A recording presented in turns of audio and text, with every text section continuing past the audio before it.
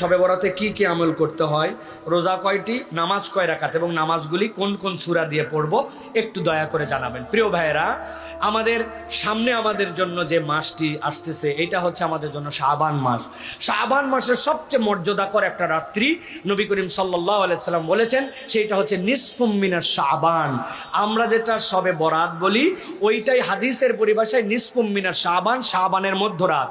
আল্লাহ নবী বলছেন এই রাতের একটা মর্যাদা আছে। কি?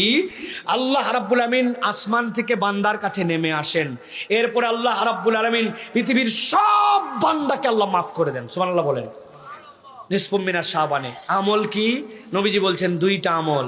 একটা আমল হচ্ছে তোমার জীবনে শিরিক মুক্ত হতে হবে, 2 নম্বরে মুশাহিন, তোমার অন্তরটা বিদ্বেষ মুক্ত হবে। কিচ্ছু না, কেবল শিরিক মুক্ত, বিদ্বেষ মুক্ত। আল্লাহ এই 2 অন্তরের আমলে আল্লাহ তাকে মাফ করে দেন। এখন আমি কি কোনো আমল এক্সট্রা করবো কিনা?